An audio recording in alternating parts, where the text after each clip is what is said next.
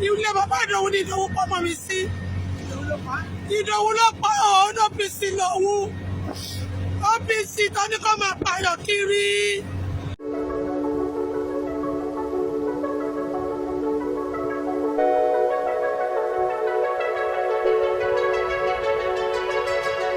Kiri o, kábíyèsí àtọwọ́ níbi òdájọ́ ń ṣiṣẹ́ pọ̀. Òun ló gbọ́mọ lọ́wọ́ mi. Wọ́n àdá sí ẹ̀ṣánú mi. Ẹ ràn mí lọ́wọ́ dídá ọmọ 17 years. Wọ́n kọ́ pọ̀ mọ́ mi dànù o.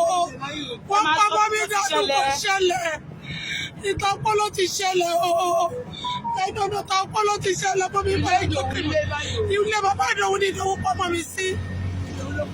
Ìdòwú ló pa òun OPC lòun. OPC tó ní kó máa pààyàn kiri. Mọ́ndé tuntun gbẹ́ lómi lẹ́ni o. Wọ́n tuntun yìnbọn fún o. Nítorí ọmọ yìí o.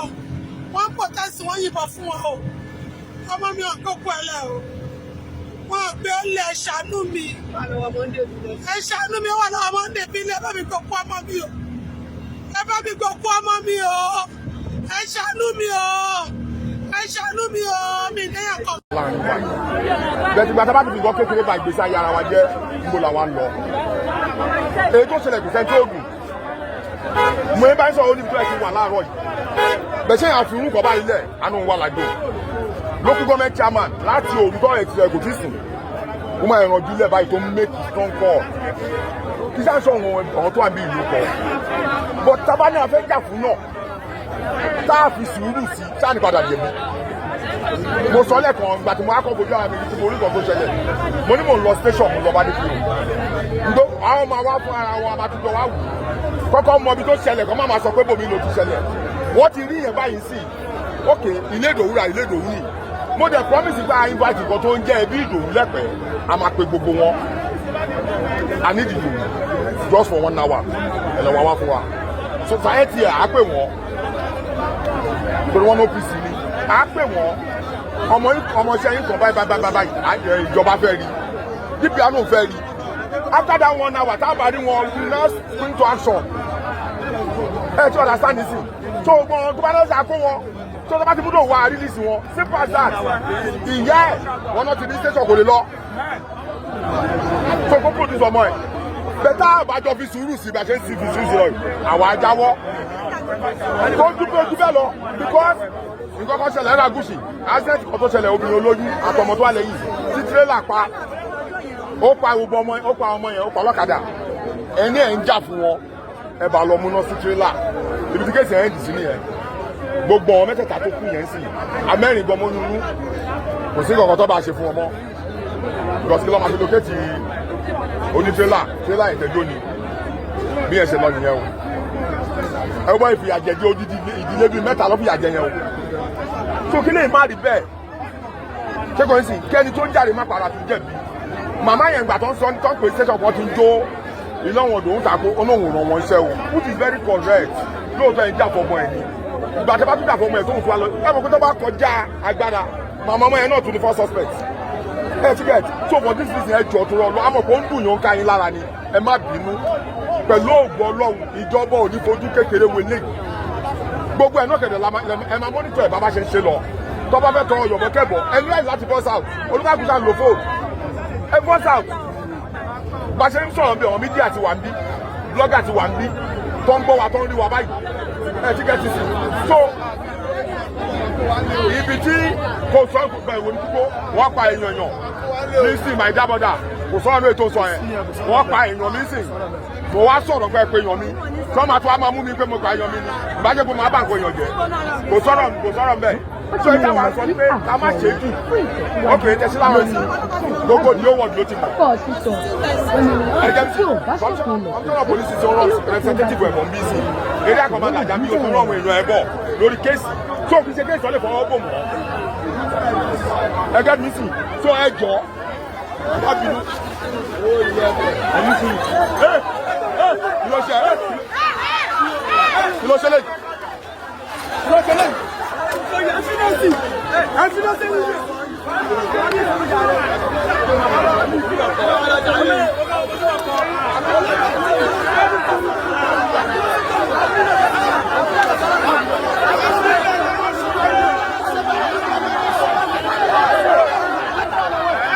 bá ti múdò gbogbo yín lẹ máa rí tó bá fẹ́ fídíò tó lè fi ṣe for now everybody fi premises sílẹ̀.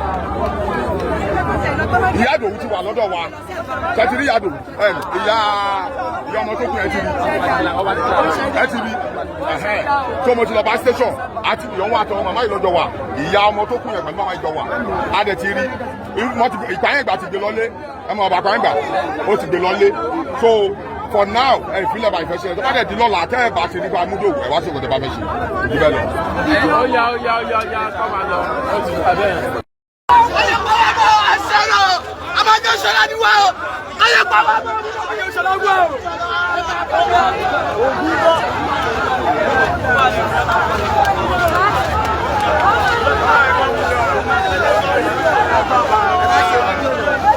Bàbá ṣe fídíò ṣé kò dáa? Ó máa ṣe fídíò. Ṣáṣẹ́ ni ó máa ṣe fídíò àṣẹ ní ṣá.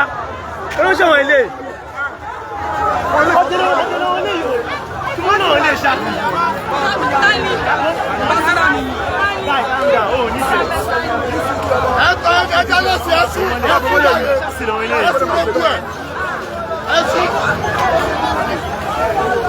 Happening live here in Ẹ̀pẹ́.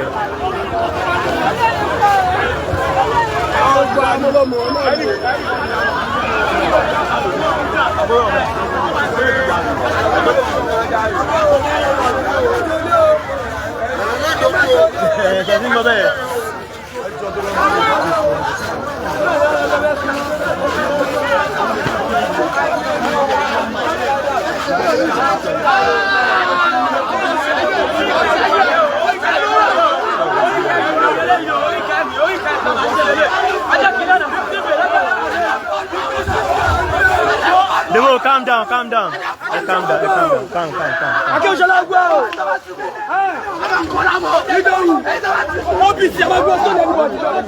Demo, calm down.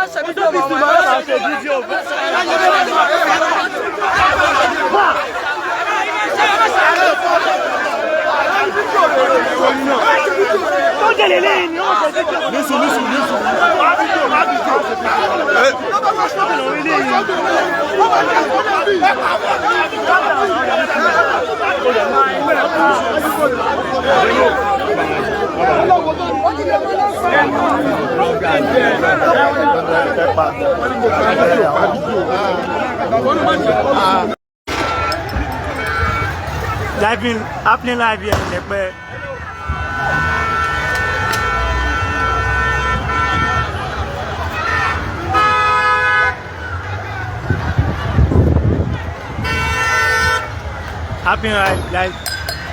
Happening live here right in Ẹ̀pẹ́. Oko ọmọ ìlú wà lẹ́lẹ́ ibẹ̀ wọ́n ń gbé lọ ni. So wọ́n ti gbà lọ́wọ́ báyìí, ṣe ṣáà rí báyìí. Happening right here live in Ẹ̀pẹ́. So oko ọmọ ìlú wà lẹ́lẹ́ ibẹ̀ yẹn. Kọ́ gbókò ọmọ yẹn fún bẹ̀. You can see policemen. Wọ́n chase wọn dànù ni o.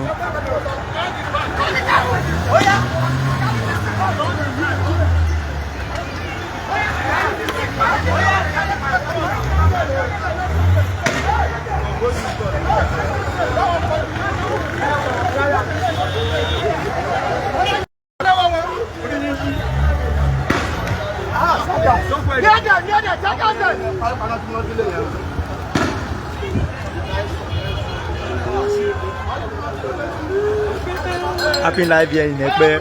Àwọn ọlọ́pàá ló wá gba òpin ẹ̀ lọ́wọ́ oníṣìí wọ́n ti gbópin ẹ̀ báyìí so everybody ti ń lọ báyìí so wọ́n lé àwọn tó ń protest wọ́n lè gun ọ lọ sẹ́yìn wọ́n ti báyìí so happy live here in Ẹ̀pẹ́ everywhere ti dàrú báyìí ọ̀pọ̀lọpọ̀ àwọn security tó wá intervene so wọ́n ti gbópin ẹ̀ lọ́wọ́ wọn báyìí so wọ́n ti ń lọ báyìí so the billers the police and everybody is here láti lè gba òpin ẹ̀ lọ́wọ́ so everywhere ti sáré so ìtàkùn làwọn báyìí so wọ́n ti gbà. Everywhere is scattered by. So what is soon Monday video, everybody is here. Everywhere is tear gas already.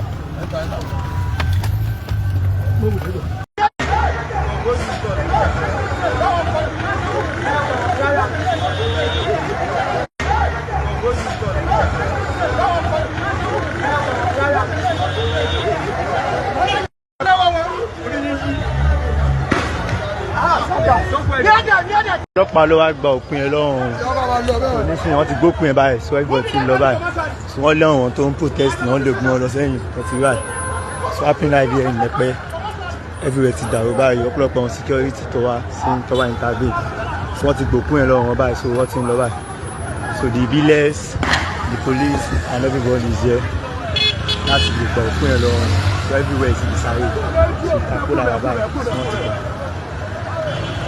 Everywhere is scattered by. So what is soon